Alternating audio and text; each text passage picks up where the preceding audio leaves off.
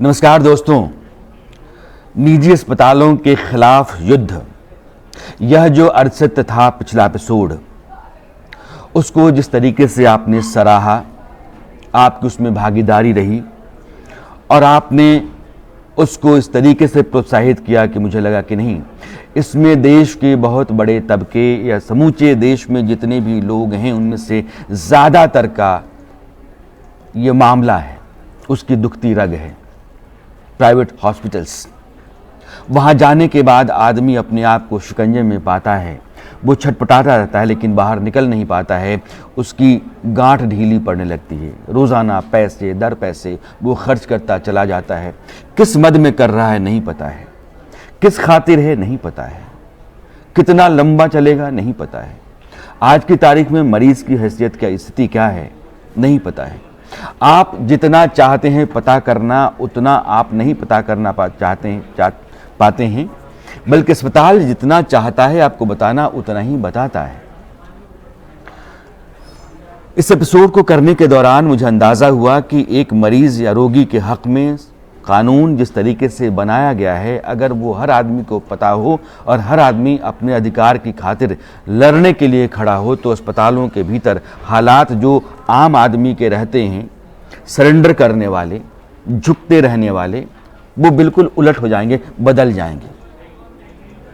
जो patient rights charter है, जिसमें एपिसोड के दौरान मैंने बताया कि अधिकार क्या क्या है, वो ये है कि मैं अगर किसी अस्पताल में दाखिल हूं और किसी और अस्पताल के डॉक्टर से या किसी भी डॉक्टर से मैं कंसल्टेंसी लेना चाहता हूं, सेकेंड ओपिनियन लेना चाहता हूं, तो मुझे सारे कागजात अस्पताल देगा, लेकिन ऐसा होता नहीं है। जितने भी इलाज मेरे चल रहे हैं और जितने भी टेस्ट मेरे हो रहे हैं, वो टेस्ट क्या हैं और किस मद में कितना पैसा आप ले रहे हैं, इसकी जानकारी मुझे चाहिए और मुझे आपको देनी होगी।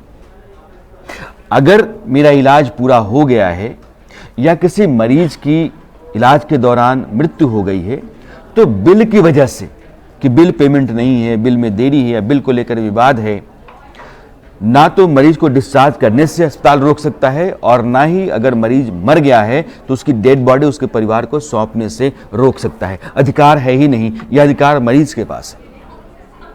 लेकिन होता उल्टा है। इसलिए इस बार के एपिसोड में जो कानून हैं रोगी के लिए, मरीज के लिए, उनको मैंने रखा।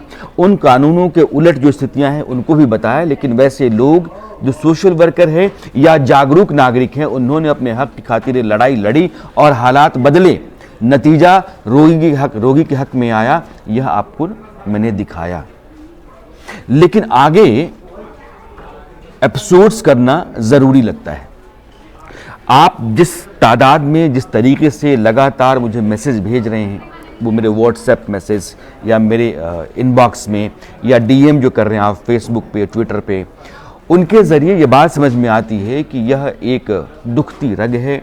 इसने सबको परेशान करके रखा हुआ है। बहुत सारे लोगों के मैसेज मेरे पास हैं, तस्वीर के साथ उन्हें भेजी है कि मेरे घुटने का ऑपरेशन डॉक्टर ने कहा कि करूँगा और आपका नी रिप्लेसमेंट करूँगा, उसके बाद आप 18-20 साल के लड़के की तरह हो जाएंगे, आप फिट हो जाएंगे, आप दौड़ने भागने लगेंगे।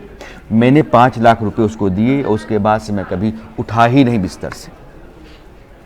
एक सज्जन ने अपने कटे हुए पैरों के साथ अपनी तस्वीर भेजी है कि एक छोटा सा ऑपरेशन और फिर वो इस तरीके से फैला मेरे शरीर में कि मेरी दोनों टांगें उस डॉक्टर ने काट दी और मैं डॉक्टरी लापरवाही का शिकार हूँ, अस्पताल की लापरवाही का शिकार हूँ।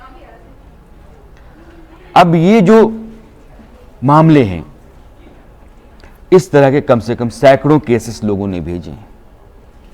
मैं आप में से सबके पास नहीं, लेकिन कुछ के पास ज़रूर पहुंचना चाहूँगा। इंडिया न्यूज़ के रिपोर्टर्स आएंगे, आपके केसेस को दिखाना चाहता हूं।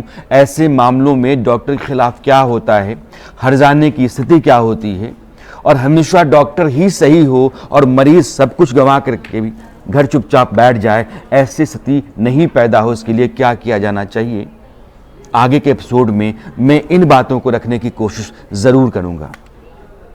मसला ये भी है कि अस्पतालों के भीतर जो डॉक्टर्स नौकरी पर रखे जाते हैं, उन डॉक्टर्स के ऊपर किस तरह का दबाव होता है।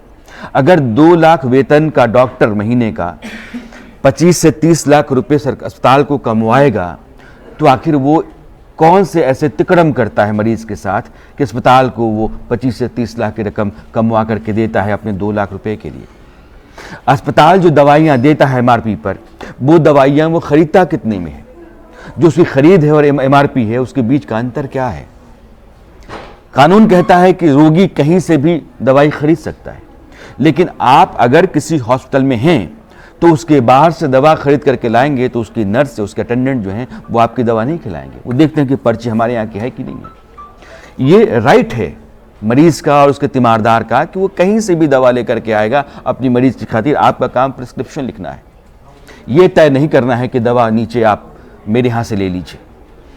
लेकिन स्थितियां ऐसी ही हैं, कानून जो कह रहा है उसके ठीक उलट व्यवहारिक स्थितियां हैं।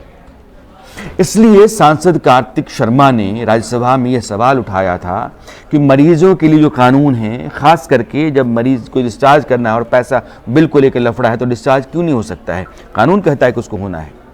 अगर डेड बॉडी उसकी पड़ी हुई है तो डेड बॉडी बिल के चलते, बिल के लफड़े के चलते रुक नहीं सकती है।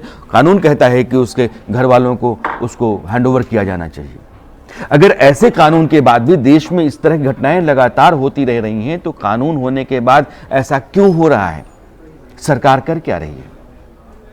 यह एक ऐसी साठगांठ है जो स्थानीय स्तर पे दलालों, पुलिस, अस्पताल चलाने वाले लोगों के बीच की है और उसके अंदर आम आदमी पिसता है। तो संसद में एक सांसद अगर संजीदगी से सवाल उठा रहा है तो उस सवाल का जवाब तलाशना देश के उन तमाम लोगों का काम है जो सजग नागरिक हैं या फिर सामाजिक कार्यकर्ता हैं, जो अस्पतालों की जाति के खिलाफ लोगों के हक में आवाज़ उठाते रहे हैं, लड़ाई लड़ते रहे हैं। और बहुत सारे लोगों की स्थितियां ज़िंदगी में अगर अनुकूल हुई हैं तो उनके कारण हुई हैं। तो यह दायरा बढ़ाया जा सकता है, देश भर के मरीजों की खातिर लड़ाई लड़ी जा सकती है।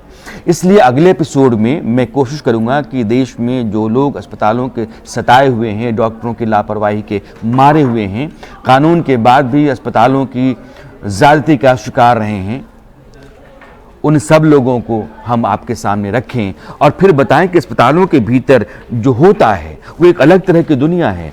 दवाओं से लेकर डॉक्टरों तक, नर्सों से लेकर के वहाँ के स्टाफ तक, किस तरह की दुनिया है वो सेवा, सर्विस, हेल्थ सर्विस, लेकिन सर्विस नहीं है, वो दरअसल मेवा की दुनिया है, पैसा आंटने की दुनिया है। लेकिन जो भीतर लोग हैं वह भी शोषण का शिकार है।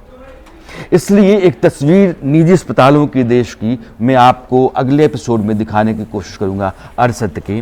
लेकिन जिस तरीके से आपका सहयोग है, समर्थन है, जिस तरीके से आपने अपने मामले मसले भेजे हैं और ऐसा लगता है कि यह बहुत बड़ा मुद्दा है, इस मुद्दे को लेकर के अभियान चलाया जाना चाहिए। मरीजों के हक में, आम आदमी के हक में एक लड़ाई लड़ी जानी चाहिए कि अस्पतालों का शिकंजा टूटे और आम आदमी जो है या जो मरीज है उसकी देखभाल और उसकी दवा दारू का इंतज़ाम अस्पतालों में अनुकूल हो सके।